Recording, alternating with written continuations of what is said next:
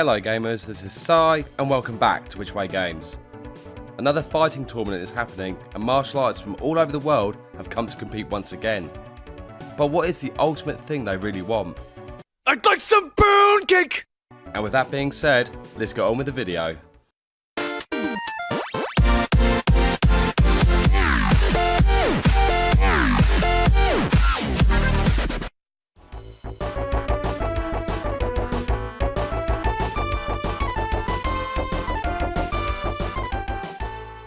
When it comes to gaming, there are many genres to choose from. Some of these range from first-person shooters, platformers, RPGs and puzzle-based games. But one genre that has been a staple of gaming is the fighting style of games. And fighting games that come to mind are Mortal Kombat, Virtua Fighter and Tekken. But one game that is classed as one of the most iconic games of all time is the Street Fighter series. In today's video I'll be looking at Super Street Fighter 2 Turbo via the 50th anniversary edition for the PlayStation 2. Whoops, wrong game. Right, let's deal with this. That's better. Anyway, back to Street Fighter 2. Before I go into detail about this amazing game, let's go back to where it all began.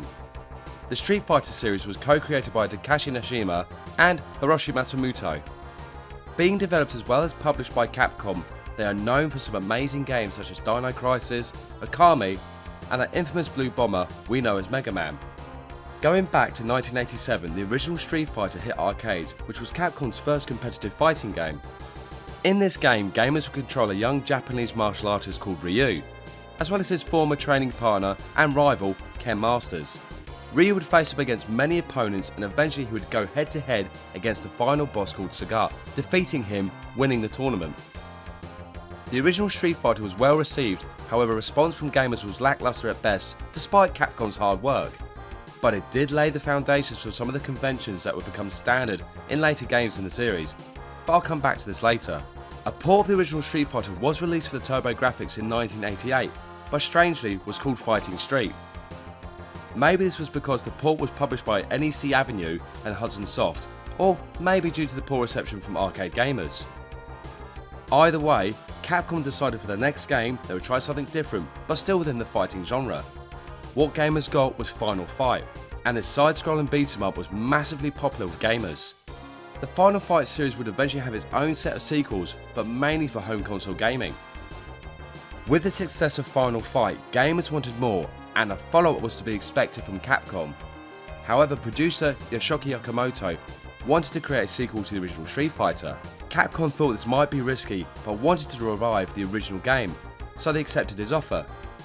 With a larger team and the original artists Akira Nishintani and Akira Yusada returning, development began, and in 1991, Street Fighter 2 was released for the arcade as well as the Super Nintendo.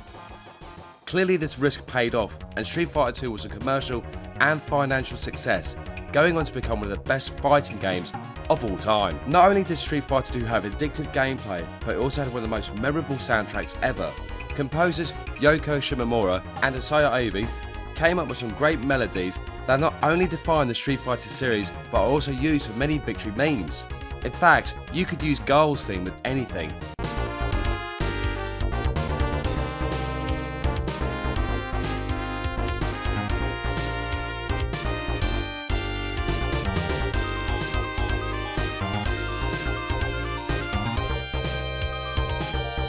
And with being such a huge success, Capcom weren't quite done with this king of fighting games, but we'll come back to this later. But before I carry on, as always, let's go back to the past to show new gamers, as well as older gamers, how Street Fighter 2 was advertised. Stay calm. Concentrate on the screen. Street Fighter 2 is on Super Nintendo.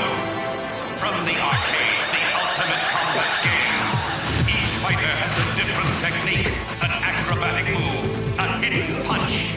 It's on the streets now, exclusively on Super Nintendo. Super Nintendo with Street Fighter 2. It's unbeatable. In Street Fighter 2, gamers could play as 8 playable characters. Ryu and Ken from the original Street Fighter make a return, plus 6 new characters of different nationalities. Among the new characters there are 4 non-selectable boss opponents known as the Grandmasters, including Sagat from the original game, but sporting a very large scar thanks to an altercation with Ryu.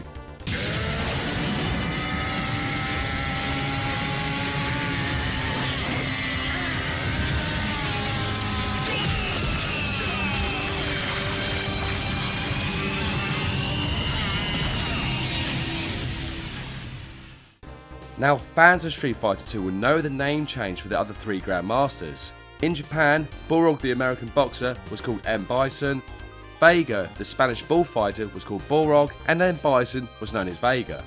But to save any confusion, I'm sticking with the names we know of today.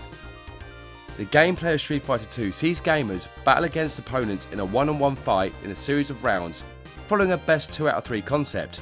Gamers can either play against the computer or friends at home, but in my case, I have Samira. I don't know how she does it, but she always beats me at this game. She's like Bruce Lee covered in fur. As with all fighting games, the objective is to defeat the opponent before the timer runs out, and if successful, gamers will move to the next stage. In keeping with the convention set by the original Street Fighter, the 6-button scheme of 3 punches and 3 kicks was back, giving gamers the choice of light, medium and heavy attacks. And another thing to return was a special move system, which gamers could input certain commands that could easily turn any fight around into their favour. Street Fighter 2 is also well known for its combos, however this combo system came about by accident. Nuritake Funamizu noticed something strange while making a bud check. He noticed that it was possible to add a second hit after the initial first attack. Thinking it would be impossible to remove, this bug was left in the game as a hidden feature. And as all gamers know, this bug fundamentally went on to become one of the main features for future games. As for the plot of Street Fighter 2, M.Bison, the head of the evil crime syndicate Shadowloo, has funded a new martial arts tournament to bring out all the world's strongest fighters. Like all evil bosses, M.Bison has his eyes set on world domination and plans on brainwashing the strongest fighters so they will become his personal army, especially Ryu and Ken. All of the participants of the martial arts tournament each have their own agendas for entering. Guile and Chun-Li want to bring down Shadowloo and defeat M.Bison once and for all. E. Honda and Zangief want to prove themselves as the strongest fighters in the world. Dhalsim needs money for his poor village, and as for Blanka, he's wild, he's green, he's probably hungry. And finally, for Ryu and Ken, well, Ken wants to beat Ryu in a tournament, and Ryu just wants to fight everybody. A little bit of trivia for gamers, at the end of a match, Ryu was supposed to say, "If you cannot overcome the Shuriken, you cannot win." But due to a mistranslation, he actually says he must defeat Shenlong to stand a chance. This had gamers believing Ryu was talking about another character, and rumours then spread about how to unlock Shenlong. There were even pictures of this supposed character, but all of these were false. Eventually, Shenlong did become a real character in the Street Fighter universe. Going back to the comment I made about Capcom not being finished with Street Fighter 2, a whole sub-series was created within the Street Fighter 2 universe. Following Street Fighter 2, gamers were treated to Street Fighter 2 Champion Edition that led to Street Fighter 2 Turbo, which was followed by Super Street Fighter 2, and finally in 1994, gamers got the definitive version known as Super Street Fighter 2 Turbo. This version of the game provided gamers with the best Street Fighter 2 experience, with tighter controls and the choice of playing with the original roster of fighters, including the Grandmasters, plus 4 new playable characters known as T-Hawk, Fei Long, DJ and Cammy. And a great addition to Super Street Fighter 2 Turbo was a chance of using all the different versions of the characters from the previous Street Fighter 2 games. The gameplay for Super Street Fighter 2 Turbo is essentially unchanged. However, gamers now have the power meter that they can feel to unleash a series of devastating attacks. Sadly though, gamers can't carry over a full power meter to another match, so it's best to use it when given a chance. Now, Super Street Fighter 2 Turbo was the first in the series to feature a hidden character that can be unlocked by gamers performing certain actions throughout the game. This character is called Akuma, or as is known in Japan, Goki. The actions to unlock Akuma that gamers will have to do is to defeat all 8 opponents as well as Balrog, Vega and Sagat without using any continues and achieving a high score. If this is all done, then Akuma will reveal himself at the start of a fight with M.Bison. Akuma will warp in and dispose of Bison using the Shungoku Satsu. This move ultimately kills not only the opponent's body, but also their soul. But if gamers wanted to play as the monstrous Akuma, they can do this by inputting a certain code on the character selection screen.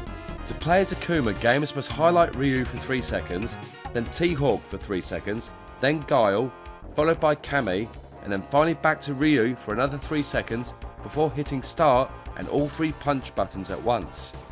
Akuma will now be playable and will bring down the pain, especially in the hands of a skilled Street Fighter 2 gamer. Akuma has all the same moves as Ryu and Ken, however, Akuma can throw 2 Hadoukens in mid-air and is able to teleport around opponents to gain the upper hand in a fight. The only downside Akuma has for being so overpowered is he takes double the amount of damage, so he's very risky to use, but as I said, in skilled hands he is unstoppable. Now, as for the ending of Super Street Fighter 2 Turbo, it all depends on what the character gamers choose. Super Street Fighter 2 Turbo is still very popular with gamers today, and is even played competitively. As I said earlier, Street Fighter 2 is regarded as one of the most influential video games of all time, and more importantly, the most important fighting game ever. If skilled gamers go head to head, matches could end up being more entertaining than some old kung fu movies. And speaking of movies, Street Fighter 2 did have some live action films made, as well as some decent animated movies, and even a couple of anime TV series. Overall, the entire franchise has amassed over £8 million or $10.5 billion in revenue, thanks to games, toys, the movies I just mentioned, and even memorabilia. And being a Street Fighter fan, I have the animated movies, some of the games, as well as the 15th anniversary controller edition of Akuma. Showing no signs of slowing down, there have been some crossover games in the past, such as Street Fighter vs Tekken and Marvel vs Capcom. It does beg the question though, which fighting franchise is the best? Maybe I'll make a video on Street Fighter vs Tekken vs Mortal Kombat in the future. For new gamers that haven't played this iconic game yet, I suggest starting with the original Street Fighter 2 before playing Super Street Fighter 2 Turbo. Anyway, come back next time where a spiky-haired blue ninja and his festively plump friend have to save Japan from aliens. Thank you so much for watching, and see you next game.